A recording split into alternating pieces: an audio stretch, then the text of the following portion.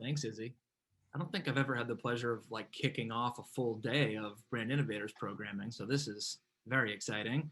Hi, everybody. Thanks for having us today. I'm thrilled to be able to host today's roundtable, specifically with some members of the Brand Innovators 40 Under 40 crew, Jennifer Reilly from Clorox, Matt Hudson from Belk, and Cameron Koslow from Empire Today, each of whom have lots of wisdom to share about their marketing experience, leadership styles, and recent efforts to continue to elevate each of their brands in a world of direct-to-consumer and e-commerce first shopping behaviors.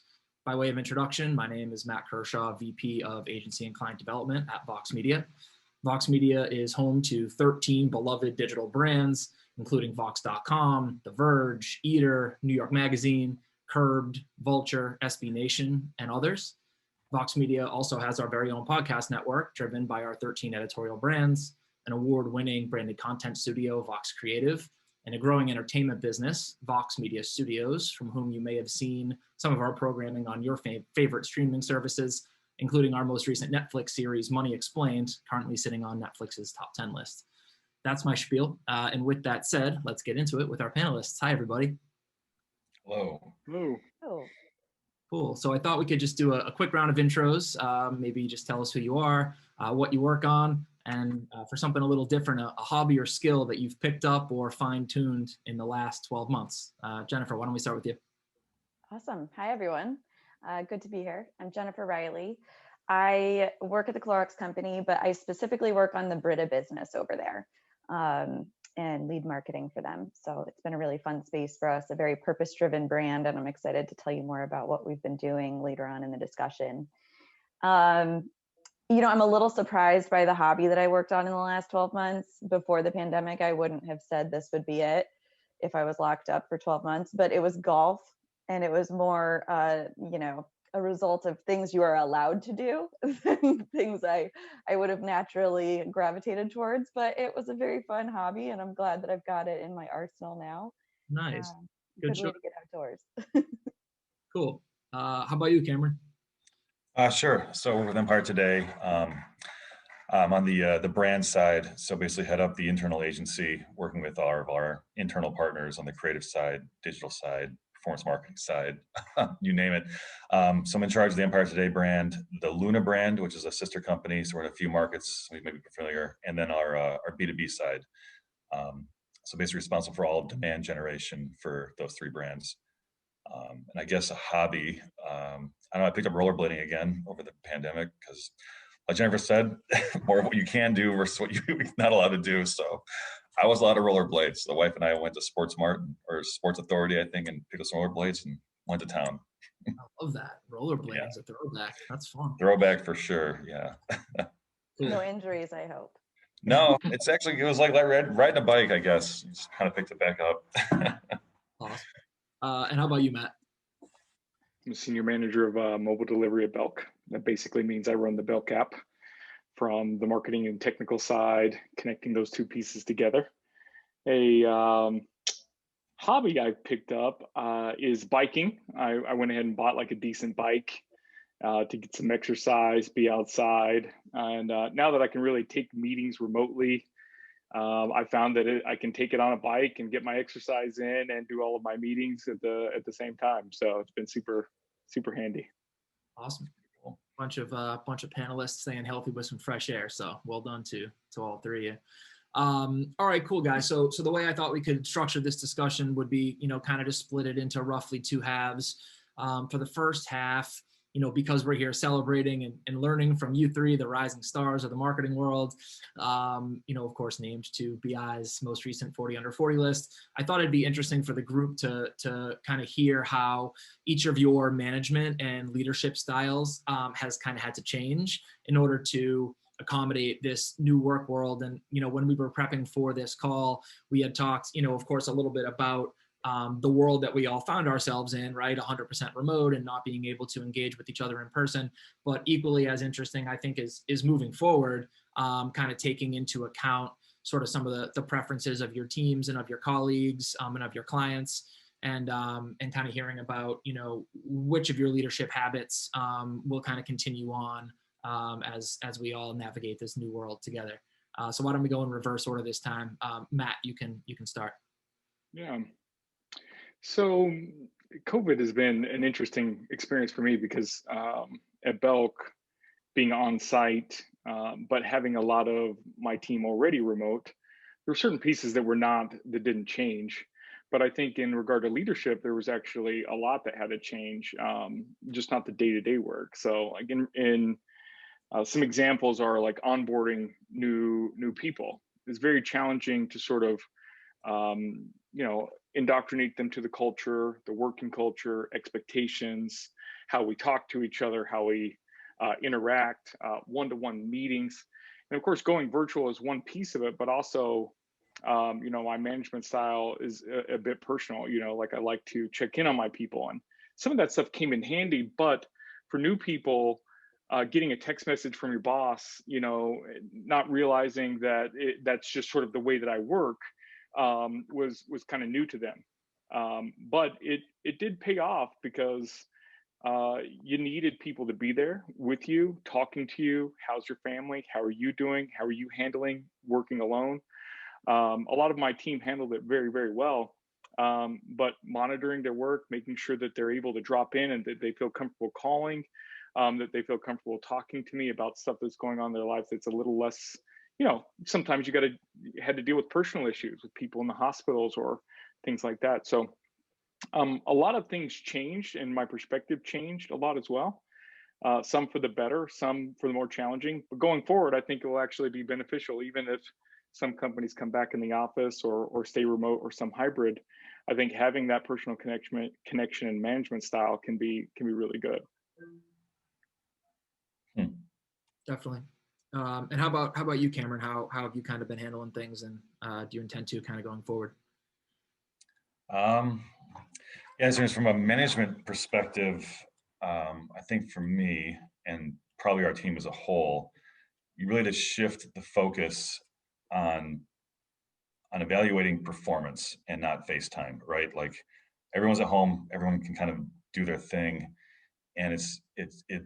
People have always talked about in management, like focus on performance, not FaceTime. Fine, that's a great thing to say, but it's very hard to do. I think COVID like forced that on a lot of managers and really made them look at their people in a way and instill a level of trust in their team that things are going to get done. And even though you don't see this person in the office working, they're working, they're busting their butt. And at the end of the day, the deadline's getting met. And I think over the first few months, everyone kind of saw COVID as an opportunity to like prove themselves, be like, hey, this is actually going to work. Like we can make this work from home. We can be more productive. And, from my perspective, people hit it out of the park, like more productivity than I've ever seen, not just from my team, but across the organization. And people were pushing initiatives forward like never before. It really flipped that idea of like FaceTime and like being in the office and like, oh, I see Johnny's there, he's working, he must be working hard. Well, in reality, that doesn't matter, right? Is Johnny getting his work done? And is Johnny getting this new project across the finish line? And that I'm seeing more and more as a huge positive that's going to come out of COVID. I think management, especially like senior management and executive teams, are really going to have to instill a level of trust that wasn't maybe there before in the entire organization, right? From all levels. So I think that's been my like biggest takeaway. I don't know how much we want to go into this, but like collaboration, I think collaboration, at least from what I've seen, has ramped up, more so than ever before. We used to, we're in a building, right? Like everyone else was in a building with a certain number of conference rooms and a certain number of offices. So if you want to get a team together, you had to reserve a conference room, and it might not be available today or next week. Like you have to wait. So, okay, so this huge problem we're working on, we'll send some emails back and forth. We're not all going to get together and work on this until there's a conference room available.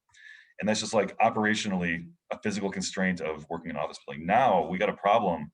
We can get 10 people on a screen share and talk through it like now and solve problems quickly. And the speed at which things are getting done, I've never experienced anything like it. I think it's really, really cool.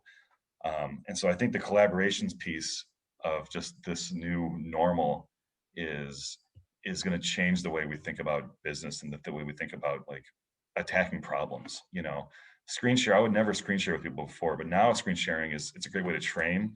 It's a great way to collaborate on projects, and before you kind of you want to work with someone, you go sit next to their desk and bring your computer over and you have two laptops sitting there. And now it's like you're screen sharing, you're talking through problems. You're like, oh, how'd you do that in Excel? That's sweet, and then copy that over into the chat. And it's just that level of collaboration that has been ramped up for us and for everyone else on organization, tenfold. So I think that's really, really cool. And I hope that, as American businesses, we continue this level of collaboration and speed, as we come out of COVID.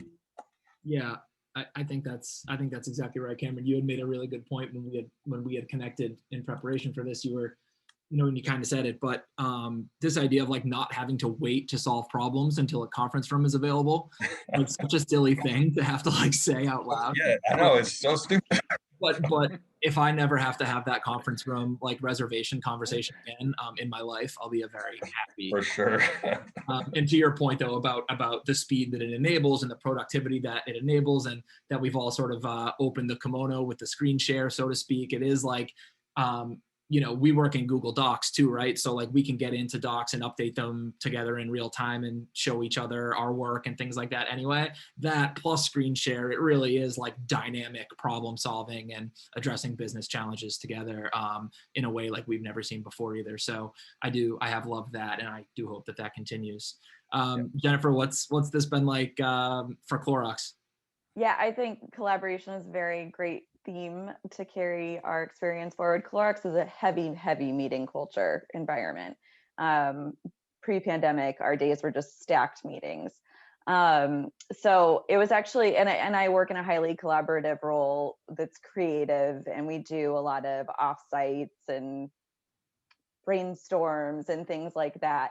So it was an adjustment, I'll say, not just for the people I manage, but for me as well, to figure out how to continue to facilitate like a brainstorm and a creative type of output on a screen share.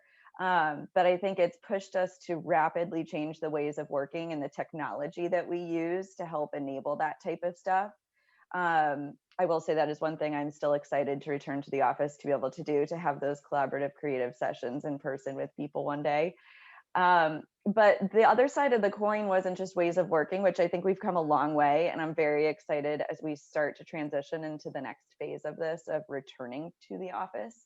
And it's not just returning to the way things were, it's building a new normal of how we're going to operate as a company and take a lot of the positives of what we've learned in the last 12 months and bring that forward. And I love that our company is embracing that and kind of bringing that into their vision for the future for us. But the other side is a little more of what Matt was saying, which is the personal side. And I've always been a manager that has a little bit more of a personal touch with my direct reports and team in general. I can't help it. I'm just an open book type of person. But people were going through very different things, and I was as well. The world was going through a big change that was scary at times, and it wasn't just if you were sick. There were mental health issues that people might be struggling with, family issues, etc. So that was interesting to navigate. We also opened up for employees to work from wherever they choose. So I had some employees that took advantage and moved to very far places away and navigating that. But again, I can't remember if it was Matt or Cameron that made the point, but I think it really emphasized that FaceTime and the 9 to 5 wasn't what mattered. It was your output, and allowing people that freedom, I think, again, all factors into our vision for the future ways of working, and in a way that I'm very excited for, not just for my own purposes, but just for what the company is able to do. I think productivity, I agree, was through the roof. You give people a little freedom, and it's amazing what'll happen when they're able to kind of work the way that works for them instead of work the way that an office environment always forces you into. Absolutely. Who would have thunk it? That's great, Jennifer. Thank you. We already have a couple questions rolling in, but I want to just move on to the second half of our conversation and make sure that I leave some time for questions at the end. So thank you guys for that. That was great. And obviously a lot to learn from each of your respective leadership styles, and a lot of, I think, common trends that we've sort of found across all three businesses. So sort of moving on to the back half, I thought we could talk about this direct to consumer and e-commerce marketing acceleration, right? Each of you and your companies are at various stages of your DTC and e-com journeys. Empire today, right, we know is sort of an e-com experience, but consumers are still going to check out with an appointment to receive an in-home consultation and estimate for flooring. Belk's mobile app has grown tremendously in recent years. And then Clorox brands like Brita have sort of been on a journey to change how you're getting product into the hands of consumers compared to how that sort of happened historically. And so Cameron, I want to start with Empire today and some of what you guys have been working on. I think it's probably fair to say that a lot of people would recognize Empire today from its television commercials and very catchy jingle above all else. But maybe you could talk a little bit about how the role of TV has changed in recent years and months as this sort of like DTC and e-com emphasis has continued. Sure. So as you kind of alluded to, Empire's always been heavy on TV, right? We've relied on TV for decades to do the heavy lifting of our marketing, right? Drive the awareness, drive the conversion, drive that phone call. Over the last 5 or 6 years, we've started to, move away from TV and the heavy reliance, and kind of more into digital. But through all of our testing, everything we've done, in kind of getting to this place, TV was still a big piece of the puzzle, right? TV lifted all channels, whether it be paid channels or organic channels on social or on digital. When COVID hit, things kind of got thrown on their head, right? So when it first hit, we couldn't physically do business, right? We couldn't go into people's homes. So we had to shift the way we did business to 100% digital and an online experience. That's for like the first 2 weeks, right? And going back into like the management piece, those first 2 weeks when the company had to pivot, broke down every barrier in the company, right? Ideas were shared by the lowest level of associates all the way through the CEO. And that's just something I want to mention, like that breaking of red tape has to be embraced and shared and pushed through past COVID. But so that was a side note.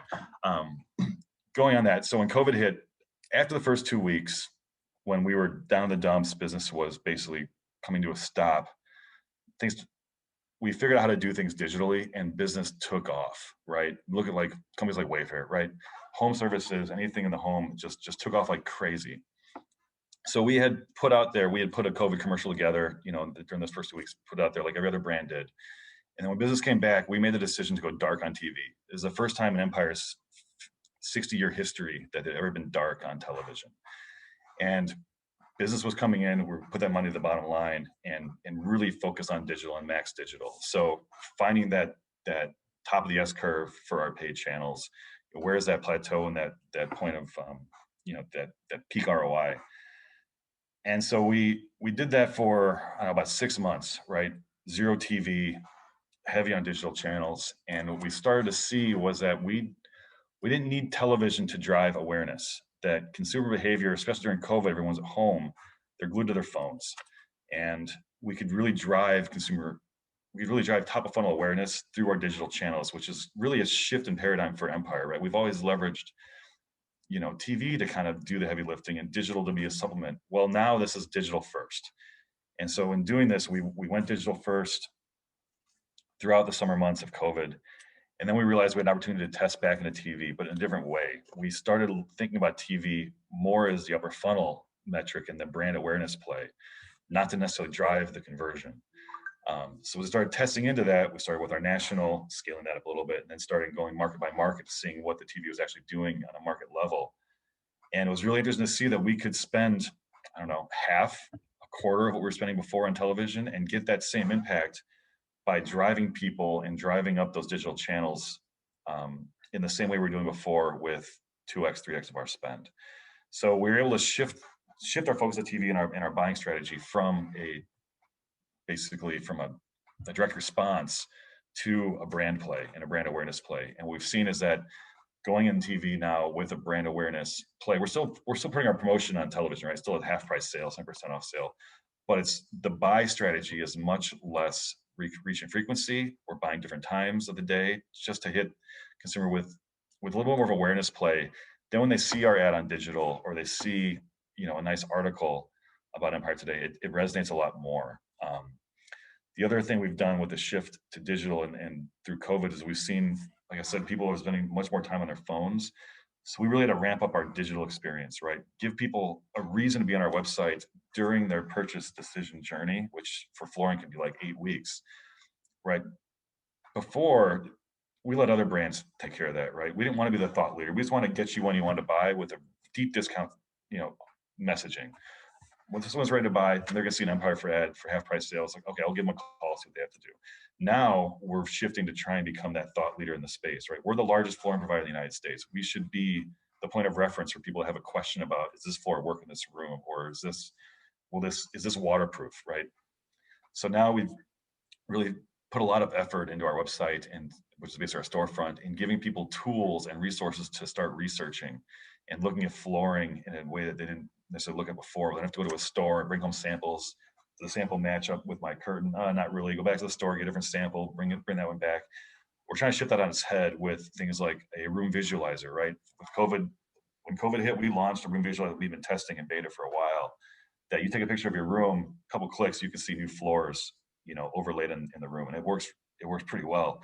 That a ton of more content marketing approach with long form articles and long form blogs about floors and about just people, pets and floors, kids and floors, anything with floors, you name it.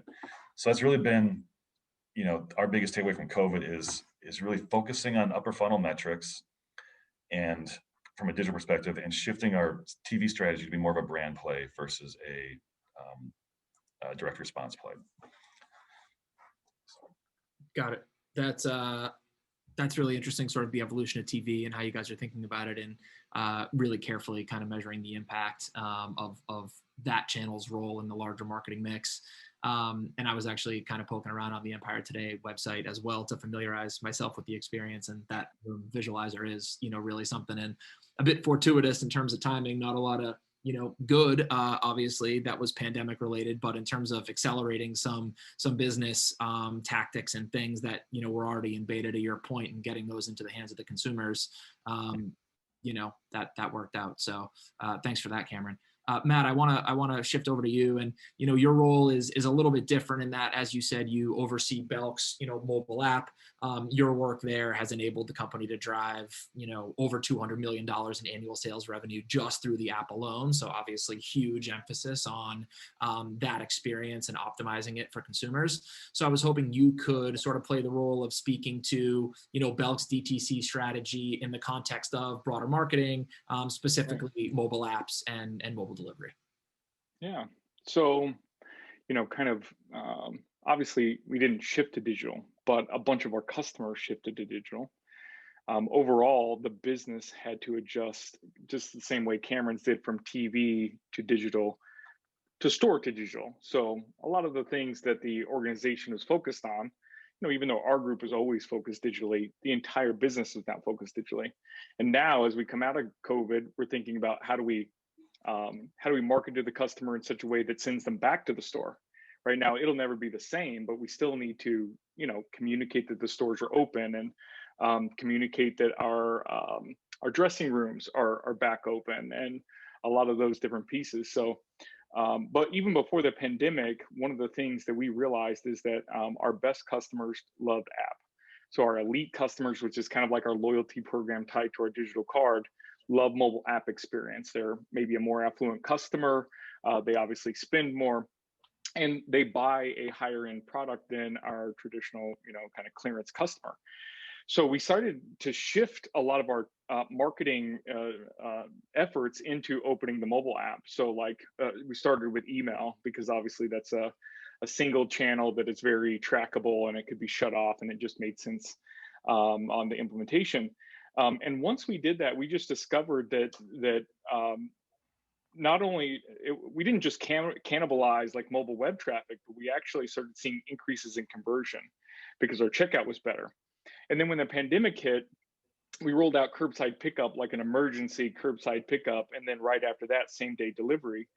And curbside pickup makes a lot of sense in the app. Somebody that uses, any of the other major retailers are getting push notifications or text messages saying that their order is ready, and then being able to track them to the store and the associate knowing that they're nearby and in a parking space and all of that. It's very mobile oriented. And web's fine. I mean, a lot of the web can do a lot of the same things, but that app experience for that elite and premium customer was very mobile app focused. So our curbside pickup solution rocked it. We went from a few percent in buy online pickup in store to 20% buy online pickup in store. We shifted our inventory from shipping it from a warehouse to from the store. And so suddenly our stores became miniature warehouses. But what that allowed us to do is it sort of allowed us to, I don't want to say compete with Amazon, but kind of compete in the same kind of game as Amazon, in that customers could pick it up right there.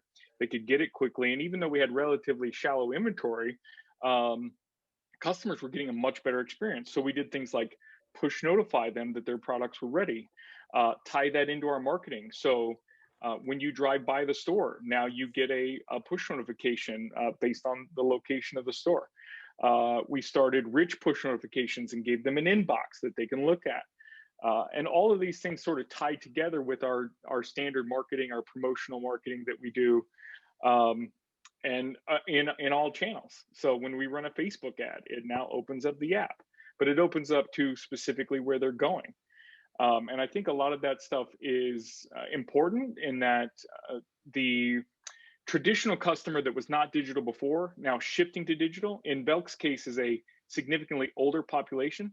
Now, the Belk app itself, surprising to me and to, I think, anybody in marketing, is we have more 50-year-old customers than we do 20-year-old customers, if you can believe that.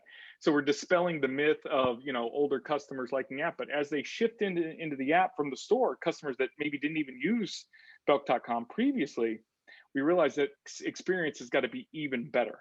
Now, not necessarily like a cutesy Snapchat type of experience, a really beautiful modern app, but one that is very fast, reliable, and easy to use, where customers don't have to log in over and over again, and giving them the things that they want where they want it, whether it's email or social or just within the app itself, being able to deliver same day or pick it up right away, and having the associate come out within 3 minutes to deliver your product. To me, that's all about improving the way that your brand is considered, and it's its own marketing tactic, providing a great experience. And so that's what we've really been focused on. That's great, Matt. I think the user experience of the app, designing that sort of course, with the customer in mind, and sort of what they're going to want to see out of that experience. It sounds like you guys have nailed it across the board. So congrats on that. And Jen, I want to talk about Brita. So we know your team is launching an e-commerce site now, and sort of trying to get closer to end consumers and make that process more seamless. So what's it been like, sort of navigating a classic CPG organization and sort of like completely changing the way that you get products into people's hands? Yeah, it's been a really fun one. My focus for the last year, we actually just launched about 2 months ago, our e-commerce solution on Brita.com. So now you can buy direct from us, which is great. And that decision to go direct to consumer was kind of twofold. One, the company has been focused on growing first-party data and really getting to know our consumers. Our marketing department as a whole is very focused on consumer first. So Matt was talking about experience and really creating the best experience for your consumers, which evolves over time and what they want, and especially in a pandemic, how they're looking to interact with brands changes drastically. So getting to know those consumers, what they're looking for from a brand, and what value we can offer beyond just our product has been a really, for me, fun exercise, and one thing that keeps me constantly engaged at work. And then in the pandemic, you might have noticed Clorox wipes were a little hard to find in stores at times. Supply became a big issue for us across the board. And surprisingly, also with Brita filters. I mean, maybe not surprisingly in hindsight, but at the time I was a little surprised to see us struggle with supply constraints as well. So that also accelerated our journey into the direct consumer space, where we had a little more control over that. I mean, I can't recount how many interviews our CEO had to have where people were asking just, where can we get Clorox wipes? And she's like, ask the store manager when they're restocking.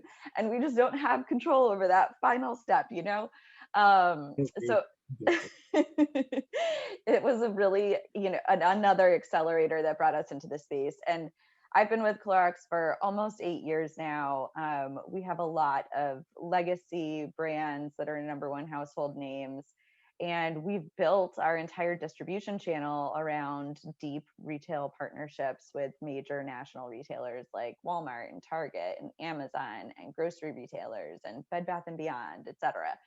And so as the person leading the project to launch a D2C brand, it's a very fine balance to navigate channel conflict and making sure that we're entering that space in a way that is not competitive to our retailers. And how do you also, you know, manage up to the leadership team and express what value you're adding if you're not trying to directly compete with those folks in that kind of a way? And so my main focus and strategy on that website was around first party data, given the importance that it is. And when we have that closed funnel relationship in a D2C environment, I can just learn so much more about my consumers and what they're looking for.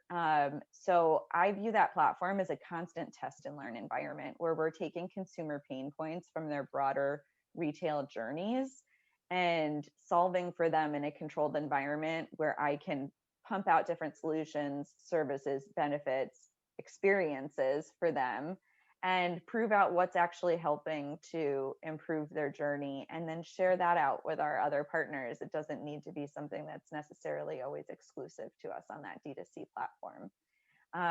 So it's been really fun. It is gonna, we just launched, and it's one of those things where like getting to the launch wasn't the big thing. Now it's like pumping out that test and learn experience in a constant ongoing environment. So lots of roadmap talks and learning agendas and all of that, but it's been a really fun space for us. And you know, Clorox is now, other brands are looking to do the same, and I think it's been a fun journey. Very fun. And learning agenda is everybody's favorite. And everybody go ahead and check out Britta's ecom experience to help Jennifer and her team get some learnings. Izzy, I see you're here now. I think we're at time. There are a couple questions I was going to try to do. Should I not? Let's go for one. All right, cool. All right, so we'll do one, and I'll reword it just a little bit. So, all right, each of you pick a trend in consumer behavior that is of particular importance to you and marketers more broadly at this moment. I'll go first. Obviously, being a purveyor of mobile apps and app experience, I think the shift to that is going to be very interesting. So Apple this year released Apple App Clips, which basically means that you get a miniature version of the app without downloading it. And I think this is going to be a huge opportunity for marketers in different ways. It provides QR codes in the store that provide this experience, links in iMessage or in email will open this miniature experience. And I think it's going to be a new ball game with competing with mobile web and some of those other marketing pieces, because you're going to provide a much more deep experience that can be used across all your channels, including your real life, real IRL, you know, your IRL experiences in the store. And it'll be really interesting with QR codes shooting the moon and all of that in marketing, how these sort of unique QR codes on Apple open up the app, and how are people going to use it in unique ways. I'm really interested to see. Sure, I can go. For what we're seeing is it's a continuation of consumers being channel agnostic, right? They're on their phones all day long. They're consuming media on television. They're consuming media on their work computers. So being in front of them at the right time, the right place is super important, just as it always has been. But allowing them to convert multiple different ways is also extremely important, right? Different platforms. For us, it's giving the same easy experience online as if they want to pick up the phone. If they want to start online on their form and then pick up the phone and call us, or start working with a live chat agent. Just being able to make the journey of conversion as seamless as possible for consumers I think is more important than ever before. Yeah, I'd say similarly, just frictionless journeys and knowing where your consumer is and giving them what they want no matter where they are. And it's just really accelerated our omni focus as a brand and as a company tenfold in the last year as people moved more into digital, getting comfortable shopping in different ways and looking for brands in different ways than they ever have before. Awesome. Great answers, guys. Thanks very much. And thanks for all the insights you shared. That was a fun session. So thanks very much.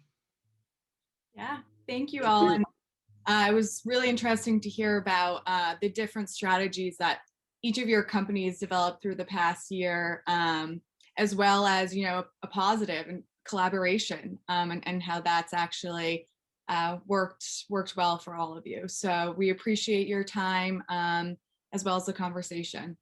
So thank you. Thank you. Awesome. Thanks. So next up, joining us on stage is Corey Gerstner, Vice President of Business Development at Bottle Caps, Brandon Schwartz, Co-founder and President at Drinksmith, Zach Lister, Founder and CEO at Bodega Brands, Carlton Fowler, Co-founder and Managing Partner at Goat Rodeo Capital, who will be joined by Tiffany Pettit, Director of Strategic Partnerships at Influential. Welcome. I think we're still Hey, everybody. Hey, guys. working through. Hello, everyone. Hello, we've got a big group coming in as well as coming off. The transition. I love it. Awesome. Right. Thank you, Izzy. Hi, guys. Hi. Oh, yeah.